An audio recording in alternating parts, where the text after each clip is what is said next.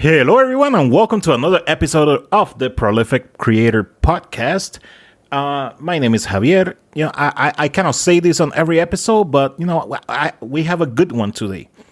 Unlike the episode 1 where it was just me talking, today we also have a good one. So today, joining us from the beautiful island of Puerto Rico, we have Hayden. What's up? How's it going? Hayden Eskew. That's it. Yep. From Vegan Vlogs. From Vegan Vlogs on YouTube. You want to tell people a little bit about yourself? Okay, so basically just to sum myself up really quick to get this going is I am a YouTuber. I am vegan. I moved to the island of Puerto Rico a few years ago now, and I've kind of just built my own life out here and have done, it's been an adventure, and I've documented all of it. So, yeah, that's basically it. Which is all you can find, seriously, from the moment he moved, even before he moved, it's all on his YouTube channel, which is Vegan Vlogs. So, obviously, there will be a link at the bottom, but, so yeah, let's talk, originally, let's go way back. Way back. You are from Texas, is it? Yeah, I'm from Austin, Texas. I was born and raised there. And I hate the cold. Yeah, the cold of Texas, I'm sure. The cold of Texas when you're up there in Wisconsin, right? Or yeah, I don't know. I'm in Wisconsin, yeah. So we had negative 50 not that long ago. So I'm sure Texas hasn't had that, but yeah, it's got 32, 33. So what was it like being a Hayden growing up in Texas? What was Hayden mischievous or was Hayden a good kid? Or Hayden was the kid that never wanted to displease anybody. So if that involved I never wanted to make my parents mad, I never wanted to make my teachers mad, and I would do whatever I could to make sure that I did not get in trouble. And that was basically me growing up. But in the back of my mind, it was always I don't like being told what to do. I want to be a rebel, but I don't want to get in trouble either, Sibo. Oh, you can't see video. Never mind.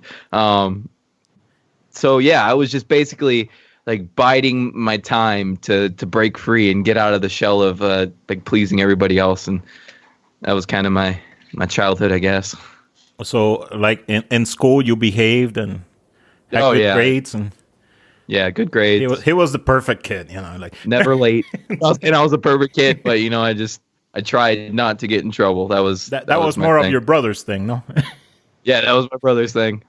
I watched him do it, and I learned from other people's experiences. So that's kind of what led me to how I am now. Growing up in Texas, you didn't grow up in a vegan family, right? Oh, no, not at all. I grew up in a typical standard American diet family, just like most of us did. And which in Texas means barbecue. Oh, yeah, barbecue every night. Barbecue everything. If it wasn't barbecue, it wasn't happening. We're going to get to the whole moving to Puerto Rico thing and all that soon. But so growing up in Texas, I know you were really into music, right? And any other hobbies? I mean, music. I guess my teenage years were devoted to guitar and powerlifting, weightlifting competitively. Okay. And that's that's it. I didn't play football. I didn't do any team sports. I hated team sports, football, baseball, that stuff. And I always wanted to compete for myself and make myself better, and that way. So I always did sports that I could focus on myself, I guess. Like powerlifting and guitar. And at that point, did you ever imagine your life now? It depends on when you ask me, because by the time I was 15 or 16, I kind of knew what I wanted to do. I didn't know where I wanted to do it, but I knew I wanted to grow all my own food. Right? It's that was it. That was my calling.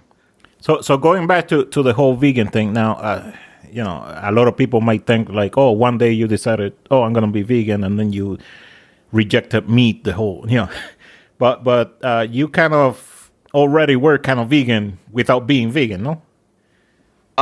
So it's kind of like a longer story, I guess. Starting back when I was like 8 or 9, I stopped eating fast food. That's, by that time, the internet were kind of just popping out, and I was on the front, I was on the wave, I learned how to use that stuff before most people did because it was like introduced in school and whatever. But, there's like studies about how fast food is bad for you. And that was like when my health journey started, I guess. So Okay. I figured out, I don't want to eat fast food because fast food isn't good for you. And that was like 8 or 9 years old. And then when I hit middle school, I was, there's like some studies popped up about dairy products. And I was like, I started reading those. I'm like, oh, that's gross. I don't want anything to do with that. So middle school, I was done with dairy products, and then through high school, I gave up slowly but surely all meat products. So I gave up red meat my freshman year, pork my sophomore year, and then my junior year and senior year, I was eating chicken and eggs. And that was the only like animal and honey, the only animal products I was eating at the time.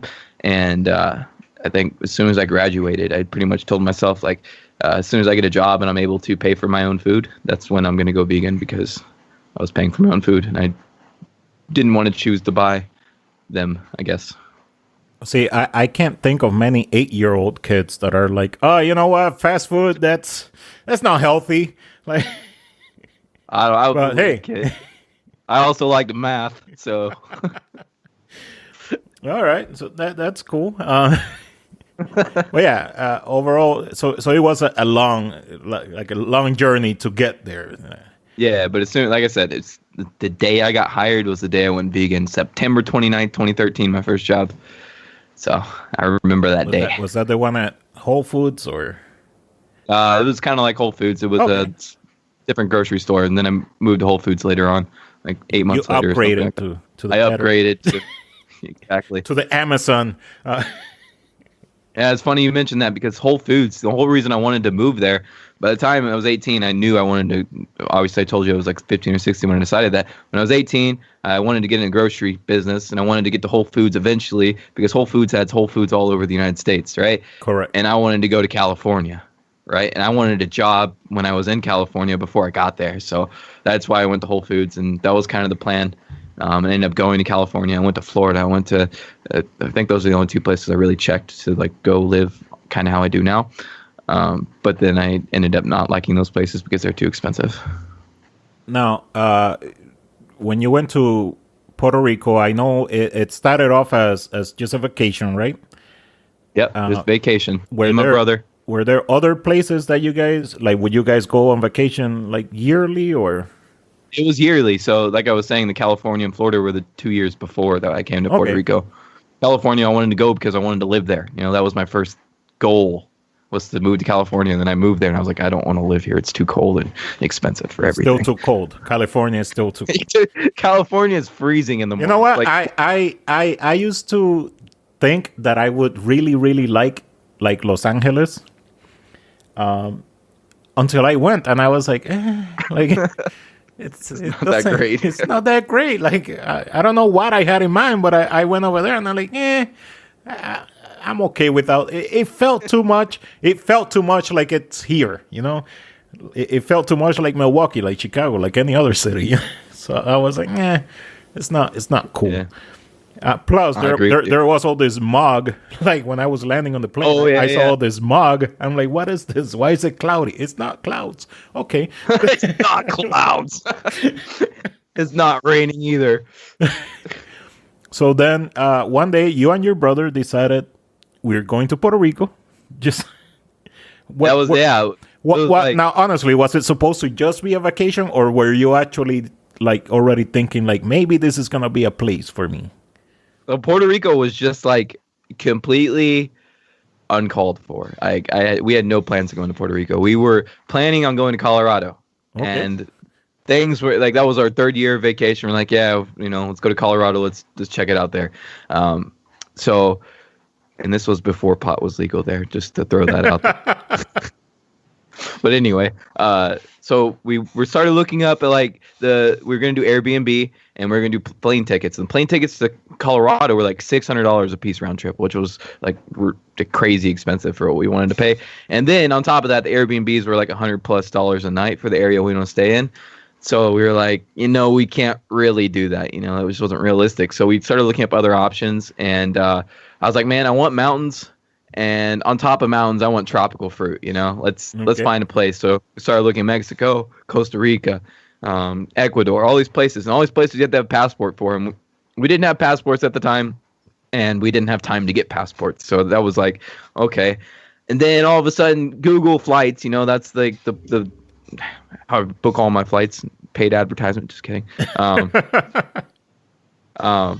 It just like threw Puerto Rico out there, and I was like, what's Puerto Rico?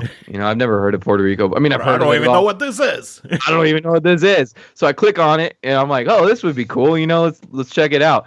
And then for whatever reason, I typed in Puerto Rico on Google, like traveling to Puerto Rico, just to like see if I needed a passport and all that stuff. I didn't know at the time. And then it goes, oh, you don't need a passport. You don't need this. You don't need that. And then the plane tickets were like $250, I think, round trip. And then the Airbnbs were like $30 a night. And we're like, yeah. So we got a place in San Juan. And it was just like, it was like we saw it. Then when we were there in 2 weeks, it wasn't like we planned it out ahead of time, really. So it was just like crazy happen chance that we ended up in Puerto Rico. Puerto Rico. So yeah, you guys went to Puerto Rico, decided, oh, I like this, I'm moving here. How much of a shock was this to your family? Like, were they expecting this from you, or? I didn't tell anyone except for my brother until like the night before I was leaving. Really? So it was, I guess I can't remember if I was telling the vlog and my dad wasn't watching the vlog. I didn't have any viewers at the time.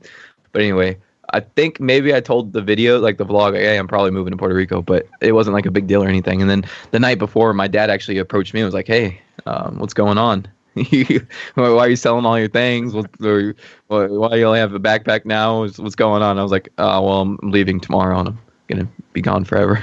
So it was kind of like a... Oh, yeah. Did I forget to mention that? Oh, well. Did I forget to mention I'm leaving? But yeah, it was like, I was on vacation. I really don't remember the time frame. It was like 2 or 3 weeks after I got back from vacation. I was living in Puerto Rico, I think. All right. Full time. Now that at the beginning, how was there a point where you were like, after you had moved already, like, was there a point where you're like, what the hell did I do? No, I mean, I'm not that kind of person.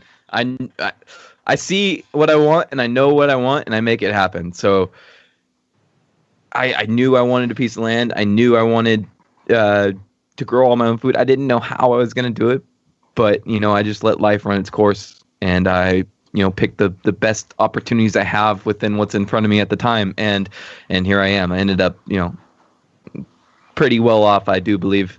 Like, I wasn't vlogging at the time, and then YouTube took off, and then all this stuff just like fell into place as I moved here, and it worked out amazingly, honestly.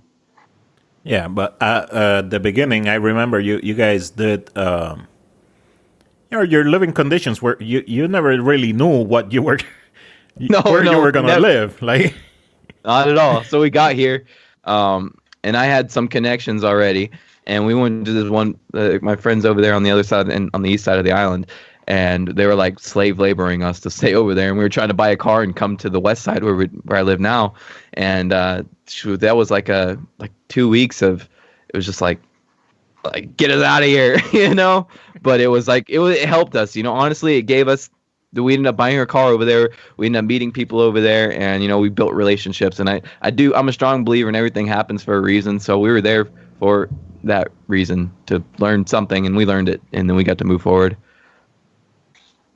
All right.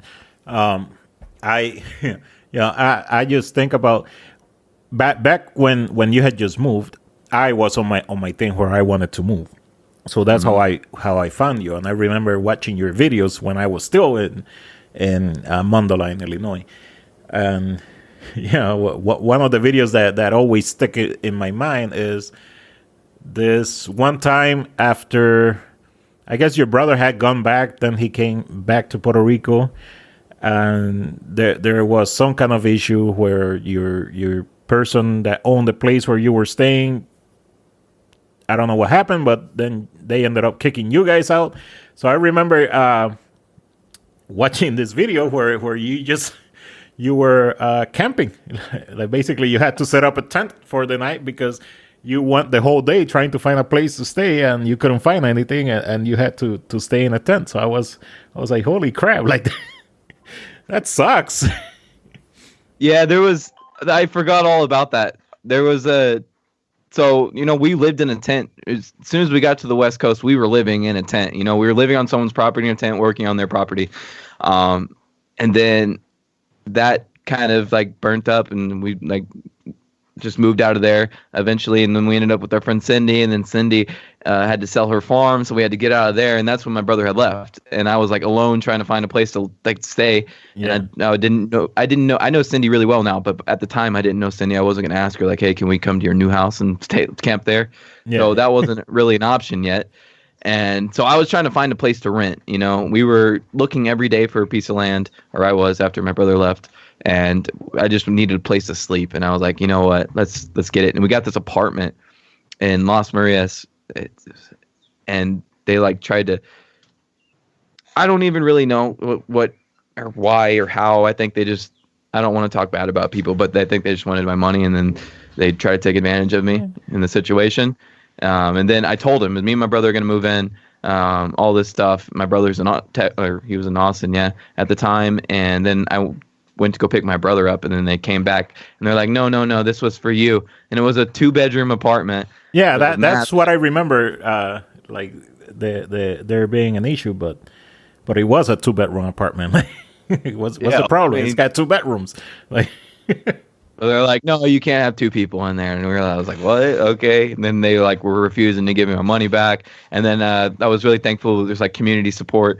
I was just like talking to some random guy about the situation. He goes, oh, I know those people. Let me talk to them.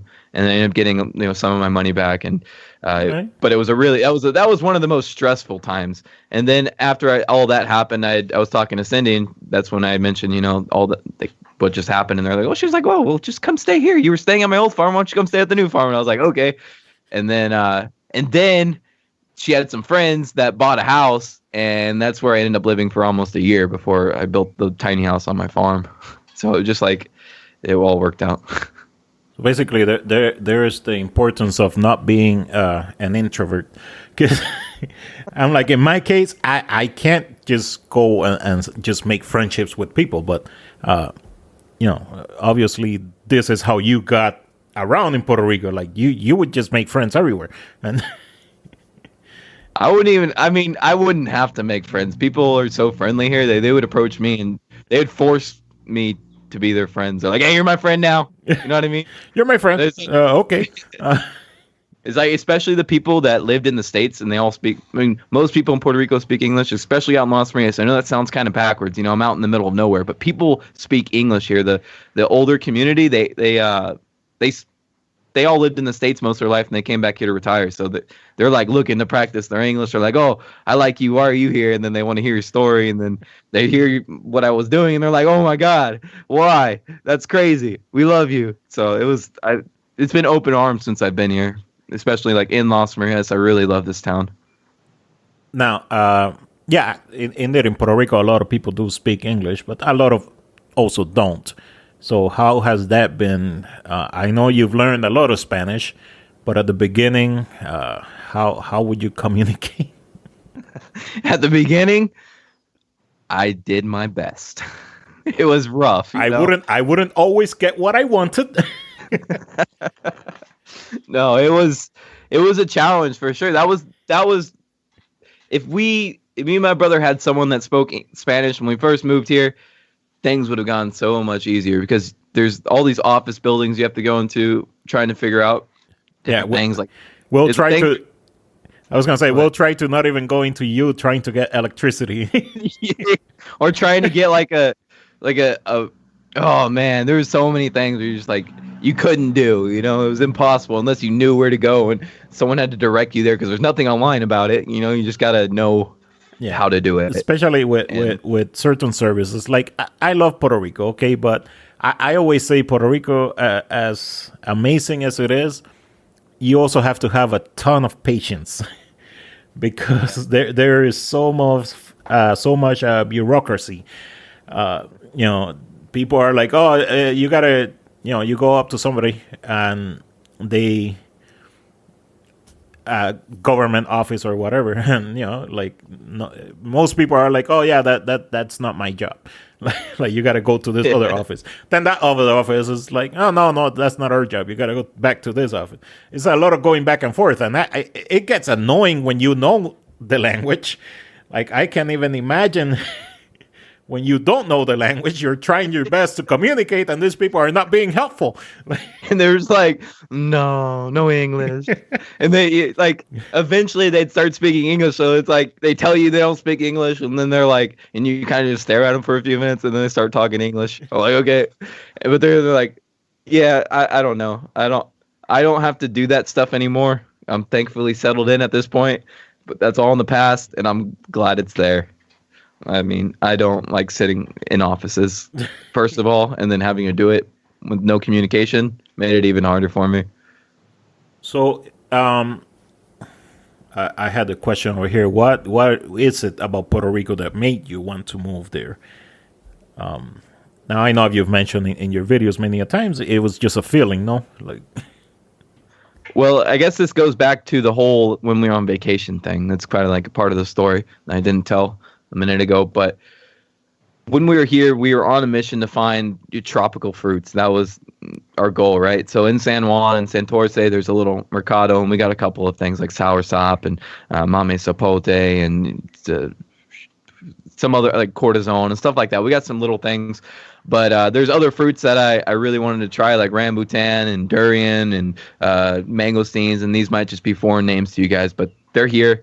There's a few farms that have them, and they're all on the West Coast. So as soon as we got here, I started emailing people. I wanted to go to these people's farms. I wanted to see farms. I wanted to see fruit and on the trees and all this stuff. And I got like one response, and like it wasn't even a response to come see the farm, because I asked, can I buy the fruit? And then he was like, no, we don't sell to individuals. Sorry about that. And I was like, oh, bummer. We really wanted to try the fruit. And that was like the end of it. And then like 2 or 3 days later, I got an email back saying, hey, I'm having a get together that I have once a year for all my close friends. And something about your email is telling me to invite you. So I'm just going to go ahead and invite you on a whim. Okay. It's not an open invitation. Just you and your brother can come.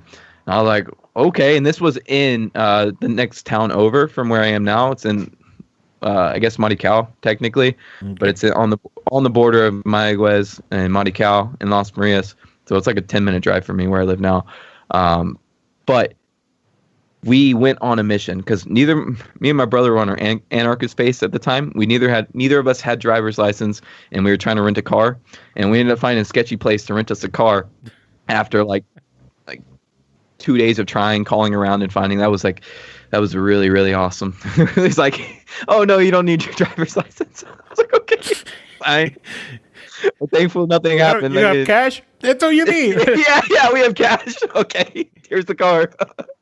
But so we didn't have cell phones, we didn't have any of these things, and we tried to get to, let's just say, Maricao. I mean, and most people don't know where Maricao is. I mean, it's out there. We just knew where it was. Most people in Puerto Rico don't know where Maricao is. Yeah, that's what I'm saying. So like we had a tourist map. So that's like the common tourist map that you can get at like any place when you go into San Juan. Yeah. And it just has like the main road. So it has Highway 2 going across the north, which is the main old highway. It's not even the expressway that people use now.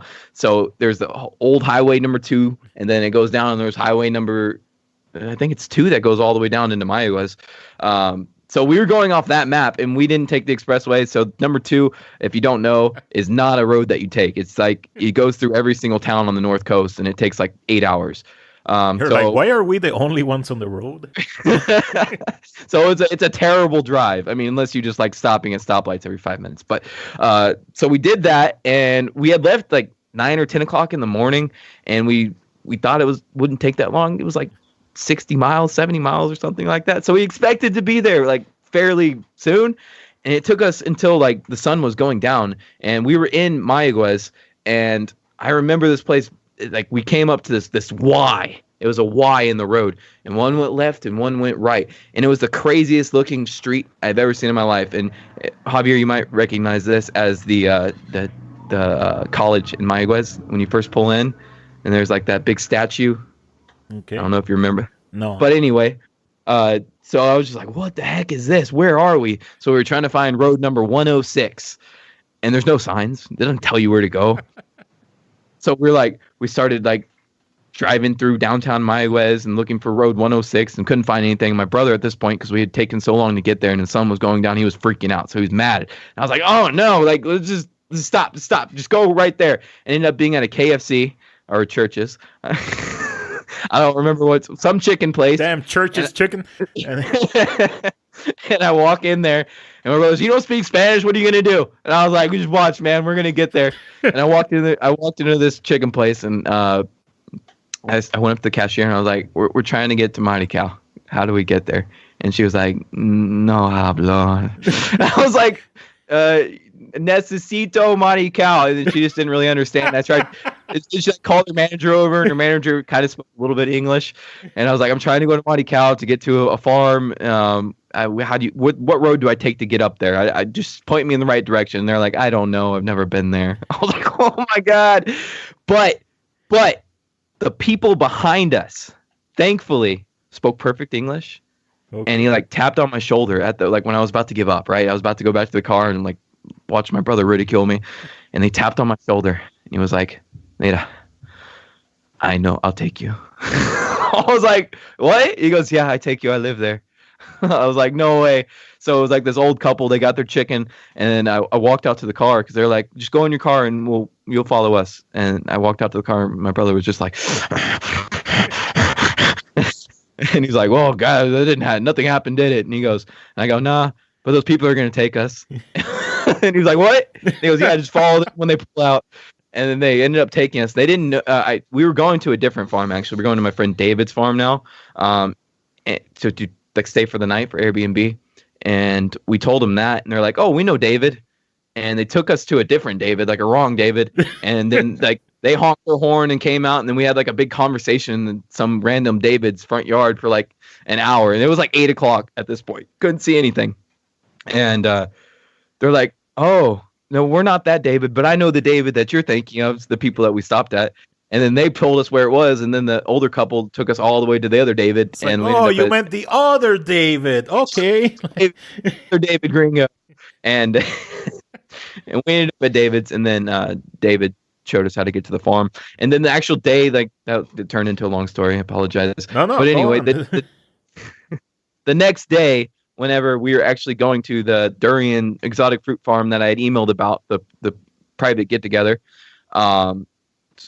as soon as I walked there, or as soon as I started driving through Monte Cal, I started telling myself, like, I gotta live here. It's so different. It's like Jurassic. It's big, grandiose. You know, you're driving and you just like trees that are bigger than buildings. And I was just like mind blown. I loved it. I loved the mountains. I loved everything about it. And then we walked on the farm, and I saw that you can grow all the fruit that I've always wanted to grow. And I was just like, I'm going to live here. There's no question about it. And I told myself right there, I'm going to go home, quit my job. And I moved, and I'm going to move. And then I did. And that's at that get together. We met some of the people that I'm like closest friends with now today on the island, like Cindy, my friend Richard, the owner of the farm, Ian Crown.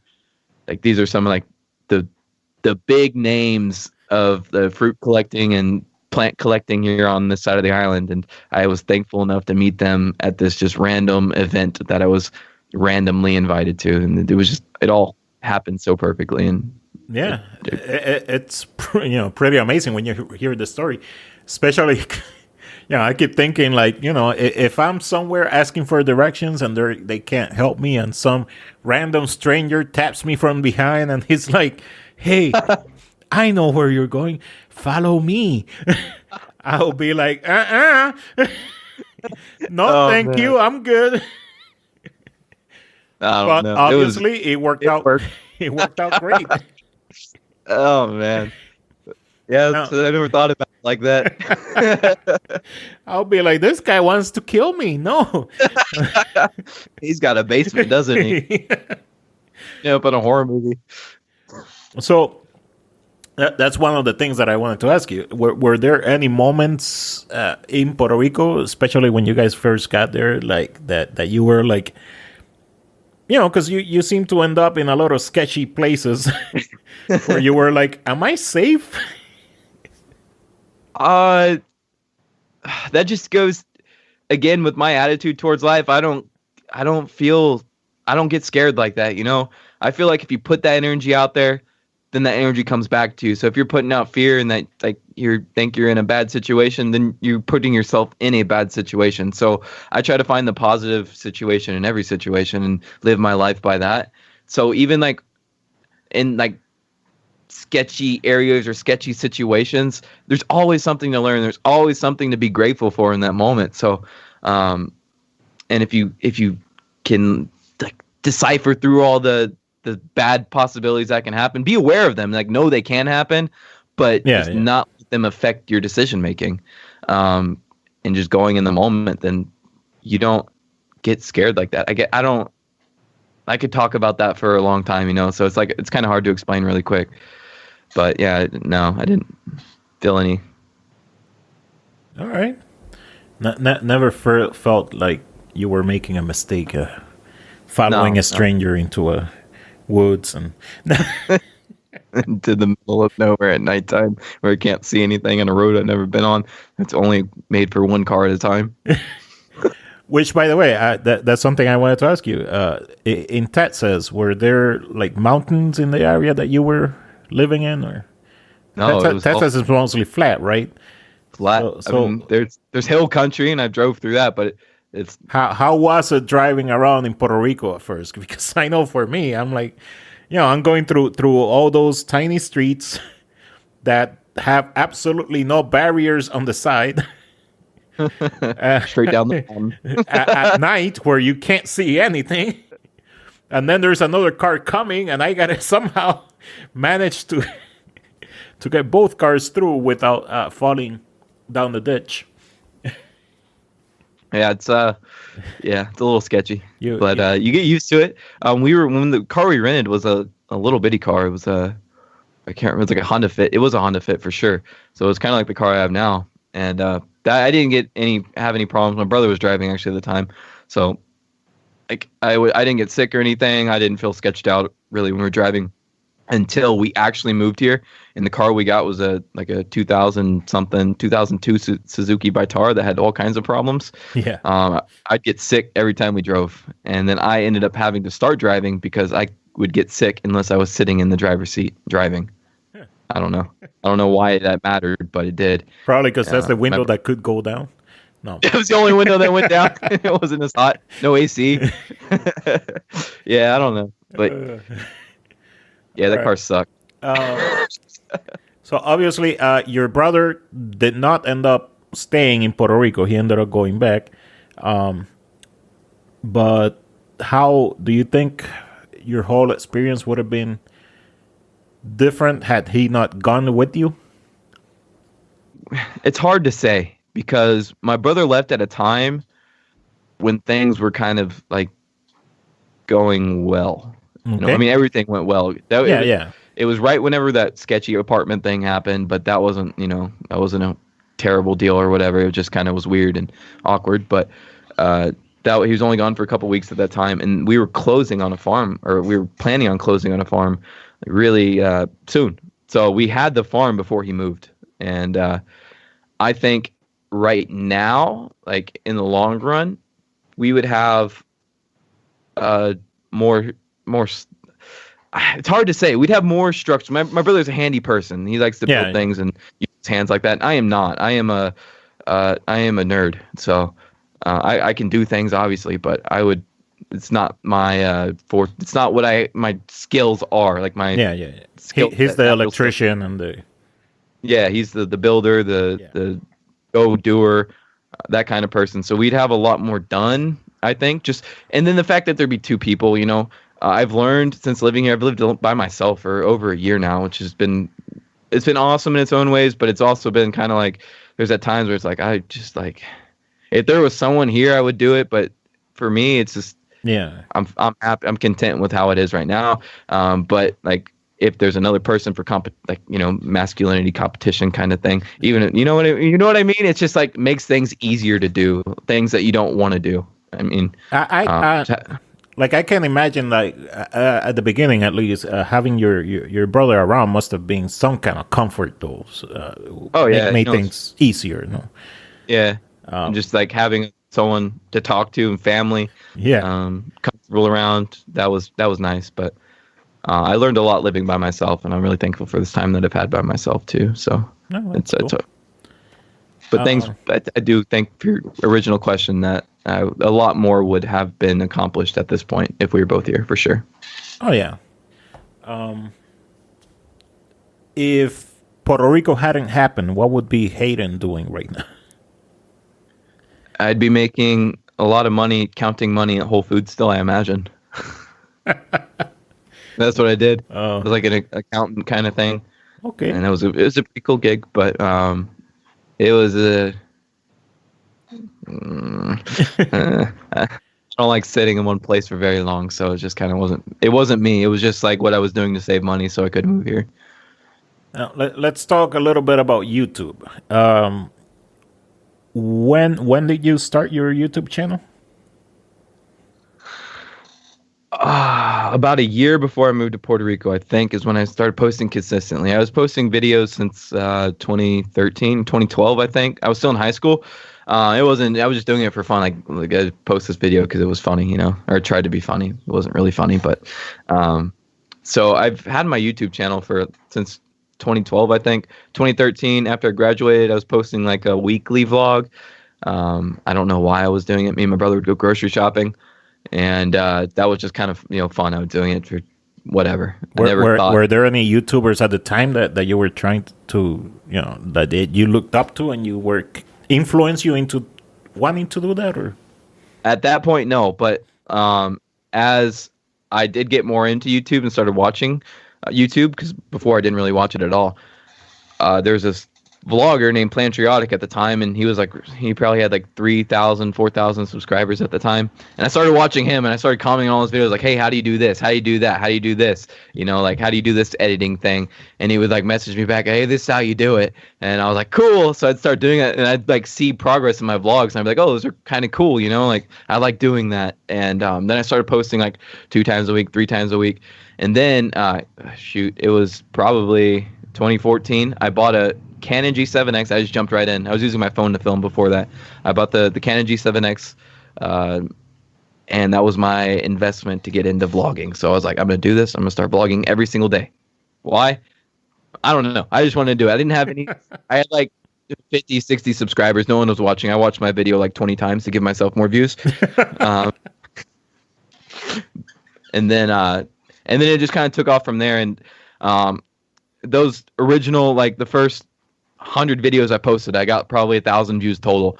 And there was only thing that was good for was experience and doing how I do it now, because now I can like pump out a vlog. I can do a full day's vlog and edit it and get it all done relatively quickly, because I'd spent so much time learning how to do like the little things and like simplifying it so I could do it really quickly. And then after that, when I moved to Puerto Rico, it was like vlog number 100 and something. After I started that, I can't remember. I mean, I don't know exactly, but somewhere around there. And I didn't have internet or internet stuff when I first moved here, so I was trying to figure out ways to upload videos, because I knew what I was doing was weird and interesting, and people would like it. And obviously, it was weird and interesting. People liked it because my channel blew the freak up. So I had like 100 subscribers, moved to Puerto Rico, and I posted like my first video. And that video got like over 1,000 views on it. And I was like, what? And then I started getting subscribers. So I went from 100 to like 500 in a few weeks or something like that. And that was like the first like little blow up that I had. And that was after just posting one video that it was what it was, you know. It was like a 9-day vlog. And it was like 10 minutes long, you know, just going around trying to find land and all that stuff. And then I was like, after that first little blow up, I was like, I gotta do this more. I gotta start doing this every day. Like, I have an opportunity here. And I never at that time did I think, you know, where I am now, I've just like peaked 8,000 a couple days ago, actually. I didn't ever think I was gonna make money on it. Didn't ever think I was gonna like have a following or anything like that. But I just knew that I had to do it. And we ended up driving to the Mayaguez Mall once a week and sat in front of the AT&T, because they had like decent internet. It was like 10 download, 10 upload. Just to upload. Yeah, so I was recording every day, and then I'd get home and I'd edit it, and I would just put it in a file. On top of the line technology, by the way. Yeah. What was I using? The GoPro Hero Session 1? No, your video editor. Oh yeah. Windows Movie Maker. Windows Movie Maker. No, for people who think that they need not like Premiere, or they need Apple, what is it, the iMovie or iMovie or Final Cut, yeah. Final Cut. You don't. You you use Movie Maker. You just gotta find something to edit with. Make it on your cell phone, like whatever. I didn't stop using Movie Maker until I hit like 3,000 subscribers, honestly, and it was only because Javier gave me a copy of Power Director 15, and I like messed with it a little bit, and I was like, this is too complicated, and then I put it down for like a year, and then like a year later, I was like, okay, well, I want to do something different. There was one thing that I couldn't do in Movie Maker that I wanted to do was like take out video, or take out sound from the video, and then like pay your own sound on top of the video, and then like make it consistent like that. You couldn't do that in Movie Maker, so that was what like drove me to actually switch over. And then I got used to the Power Director, and it was just like it was actually easier once I got used to it. There's way more tools, way more opportunities, but Movie Maker, it was so easy and simple. I really did love it. But yeah, so we would go to the AT&T and sit there. I'd have 7 videos to upload. It would take us like 6 hours. And I would sit there and upload all of them to come out one per day.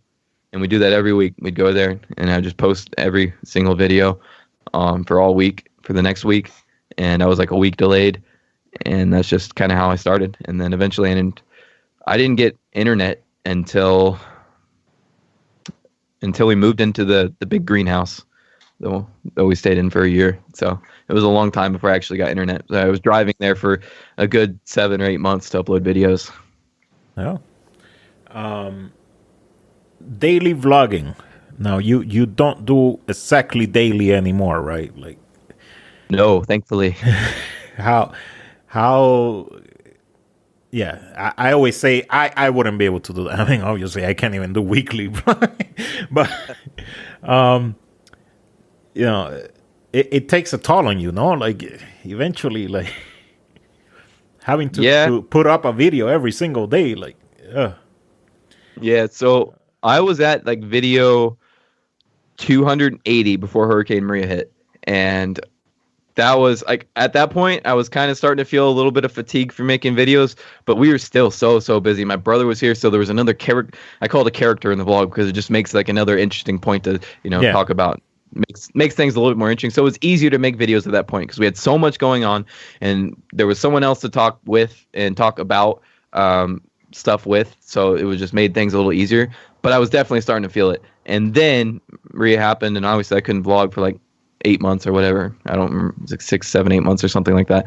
But then I think that next year I started doing it every day again, and I went almost all last year. And by the end of the year, I was just like, I was like dreading waking up and turning on a camera. And it wasn't because it was hard or because I didn't want to do it to share my experience. It was just because I felt like I didn't have any alone time. Like I couldn't like hang out with people. I couldn't go do certain things because I'd have a camera with me. And if I wanted to make friends that didn't want to be on camera, then I couldn't hang around them. And I kind of like secluded myself from that because I couldn't, I couldn't vlog around them. So I couldn't hang out with them. That was it, And I kind of put myself in that bubble, and that was basically, yeah. So, but now I do it 4 times a week, and it's amazing. So, all right. Giving yourself a little break. Most people have a weekend, Most people, yeah. So 3 days to myself has been incredible. I mean, that's just like, I don't even know how to explain it because then I've been able to do a lot more, and it's been really, really great. So I'm really thankful to have those 3 days in the weekend, if you will. I noticed that now you seem to be traveling around a little bit more than before. Yeah. So I got a different car. And that helped me. Before the Suzuki, I couldn't go anywhere in that anyway. A car that can go past 50? A car that can go past 50 and it doesn't slide all over the road. Oh man, that was a terrible car. But yeah, so I make it a weekly goal now to go to the beach once a week. Like, why not? I live in Puerto Rico. I should go to the beach as much as I can. So that was a thing. I was like, okay, well, let me just let me go to the beach every week. That was my first step in. And then I wanted to see more. And then so like on my days off now, I usually do things where, I just like secret. I don't tell the vlog. I just do it for myself, go somewhere and adventure. Kind of like I did when I first moved here. When I first moved here, I was really, really excited to go around, see a lot of things, but then I got comfortable and got into, life. So I'm breaking out of that shell now and seeing a lot more of the island, which I really do enjoy. And it makes it more interesting, honestly. Now, I know from YouTube, every once in a while, people send you stuff, or if they don't hear from you in a few days, they go crazy. How has that been for you? Like the whole experience? I mean, honestly, I really love it in some ways, and in some ways, it's kind of like, it's kind of weird because like I don't know. People watch my videos, and almost every single person that's come and visited me here on the farm, they always say, "Is it kind of weird that like I know everything about you and you have nothing, you know nothing about me?" And at first, yeah, that was really weird, right? Now I'm totally used to it, but like when people are like concerned about me and I don't know who they are, it's just weird to me that they are. I mean, I understand why they are because they watch my videos, and if I like when I got sick last year at the end of the year, I didn't post for like a week after posting every day for almost a year, and I had like hundreds of messages like, "What's going on? Where are you?" Like, but I couldn't even like open up my phone. I was so sick. So whenever I got back and started responding, people were like, "Wow, people like really, really care," And that's amazing to me. It's like I built a family here on YouTube, and they care about me enough to like worry about my well-being and tell me to wear shoes and tell me not to cut myself and all these things. I wouldn't necessarily, I wouldn't even think about if people wouldn't mention it sometimes, right? Because I'm like I got one track mind kind of. So if I want to go cut down a bunch of grass, I'm not thinking like I should put shoes on, I should put a long sleeve shirt on, I should be careful how I swing the machete, all this stuff. No, I don't think about that. I mean, I do, but I don't. And the way that people say it, like just seeing other people's perspectives make me open my perspective. So I really do appreciate like all that feedback. So it's like, hey, cool. You guys started watching me because I was the crazy gringo. Like, let me continue being the crazy. Let me continue being that guy. No, I'm kidding. Yeah.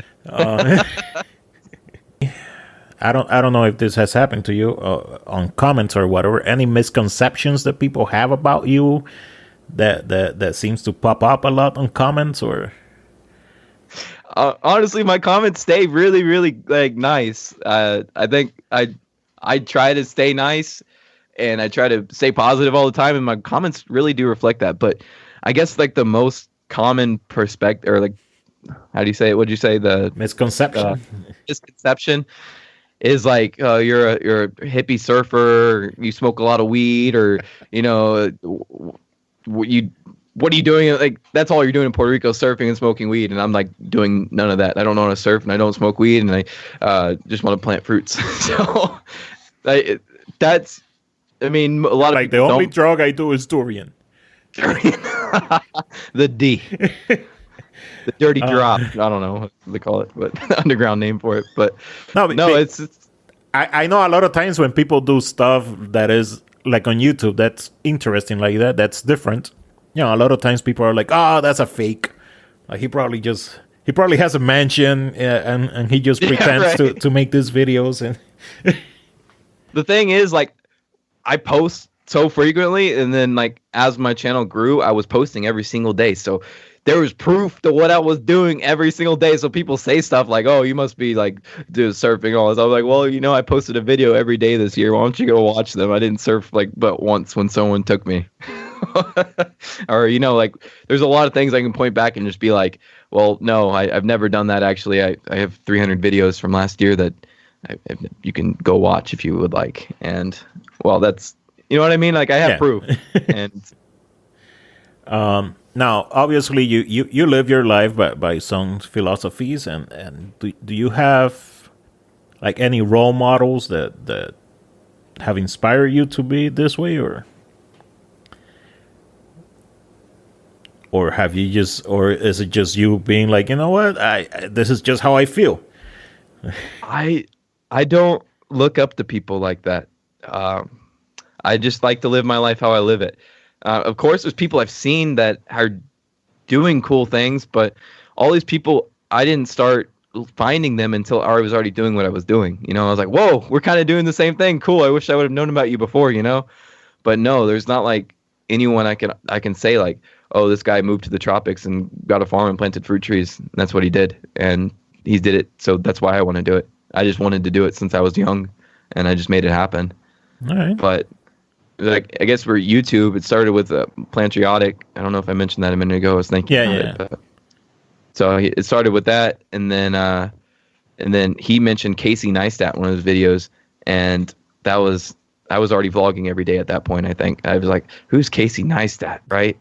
And he wasn't as big as he is now. I think he probably had like 800,000 or something like that. He had just started vlogging daily, and I started watching him, and then I ended up like binge watching a lot of his videos. And for vlogging, I think Casey Neistat.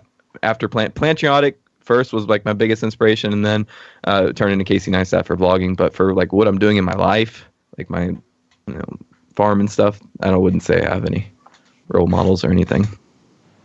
Okay. I know, like in your chest, you have a tattoo of what's that called again? A Suryantra. A what? Suryantra. Syriantra. Something like that. What's the meaning behind that? So that one in particular it's something that I believe it's the Hindus.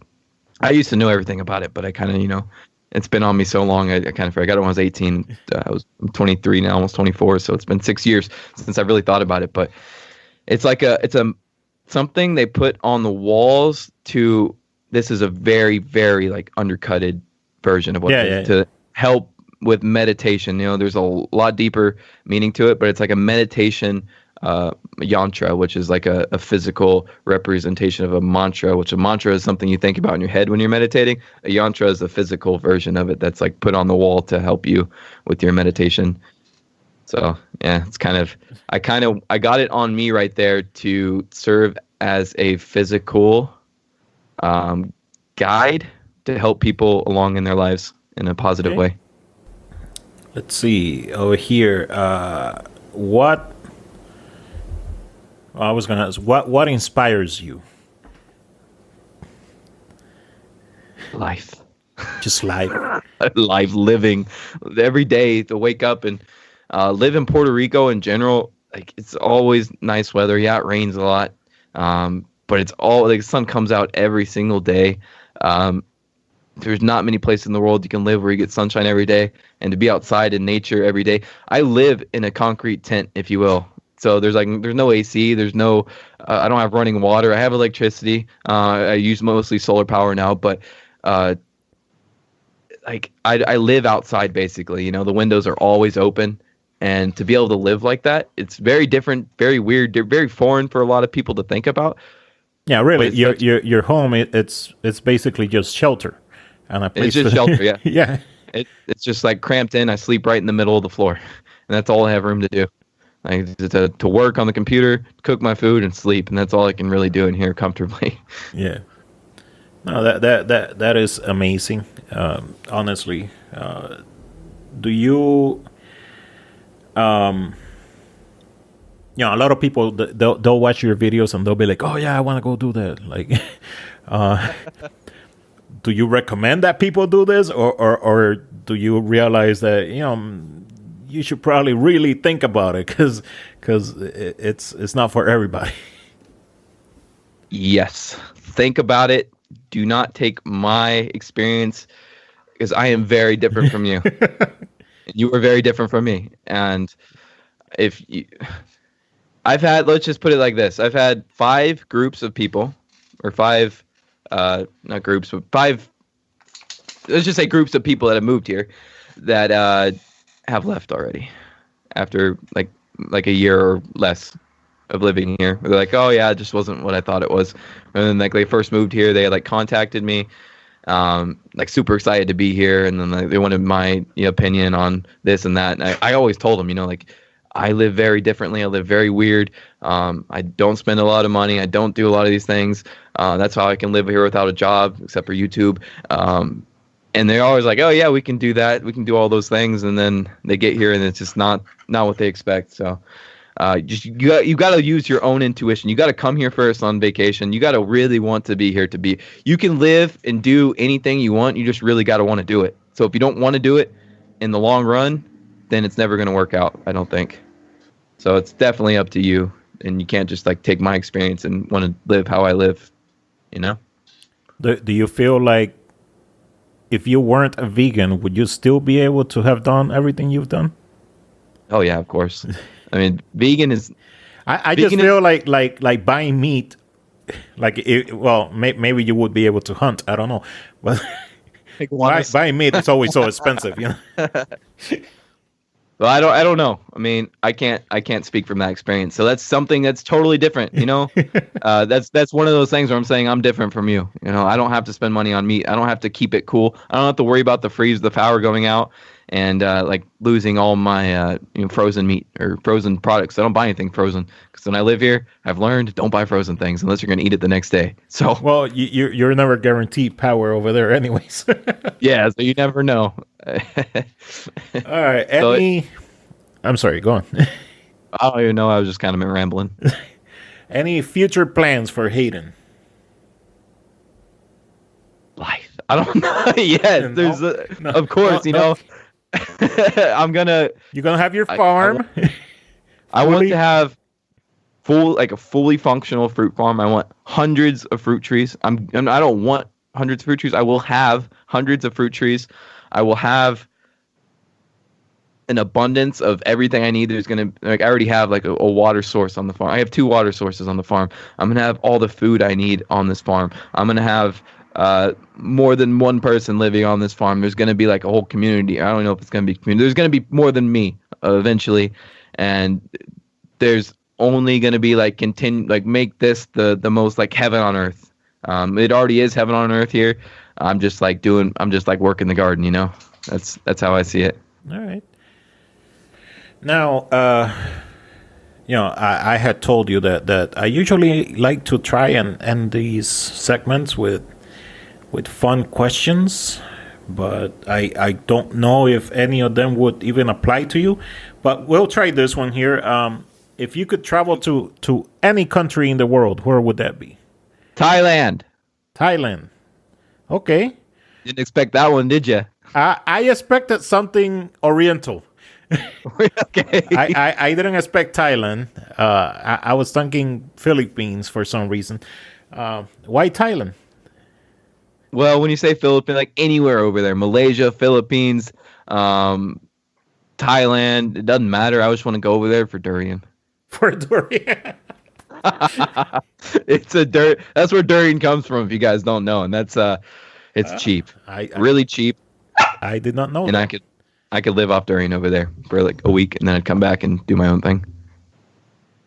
If you could travel to any time period, where would you go? Future or past, I guess. I don't know. I'm pretty happy with right now. I don't think I'd be any happier in the past or the future. So I just stay right here. Last question here. Let's see. If you had the ability to cure one disease, what would that be? Arthritis. Arthritis? Yes. Okay. Rheumatoid arthritis. Okay. The bad stuff. I feel like immobility is one of the main root causes of all diseases. So if you have arthritis and you can't move around, I feel like that's just adding on to the problems that you're like making more problems for yourself. So if you can like free your joints up and be able to move more comfortably, I think that would solve a lot of problems altogether. I don't know. That was weird. No, I like that one. I try to be different. I don't want to say like cancer and just be basic. You're like, I was gonna do cancer, but that's basic. So That's the first thing that popped in my head, but I try not to go with the first thing. I should think about it a little bit. all right, well, we are out of time, but it has been awesome having you on the podcast today. And Really Hebo, fun. Hebo has And Hebo. behaved greatly. He's been a great dog. Yes. And if people want to know more about you, social media, where can they find you? So my main social media is vegan vlogs on YouTube, and that's basically all I use. I have a Facebook page, which is vegan vlogs, and then I have Instagram, which is the vegan vlogs, but I don't really post on there. So I mean, you can follow those, but YouTube. You're like, you can follow those, but you're gonna be disappointed. Yeah, exactly. Just vegan vlogs on YouTube. There will be a link at the bottom on the description. And again, thank you very much. Any last words for anybody listening? How they should live their life, or Really simple. No hate, just love. all right, everyone. So that was my chat with Hayden Eskew. Once again, Hayden, thank you very much for doing this. Again, you can follow Hayden on YouTube. Just look up vegan vlogs, and you should be able to find him there. You can also try his Instagram and Facebook as well. The links will be in the description of this episode. You can follow me on Twitter or Instagram at Stuff Networks. You can also find this podcast and some of the other content that I do on my YouTube channel. Just search for Stuff HD. Also, if you think that you or somebody that you know should be in this podcast, please feel free to contact me again, Twitter and Instagram at Stuff Networks, or just send an email to contact@prolificcreator.com. Almost forgot my own email there. As usual, for more Prolific Creator content, you can just check out Prolific Creator on your favorite podcast application, or you can just go to prolificcreator.com, where you will be able to find our previous episodes. That's all I have for right now. I hope you all have a great week, and Prolific Creator now updates every Monday, so I will see you guys next Monday. Y'all take care. I'm out of here. Bye.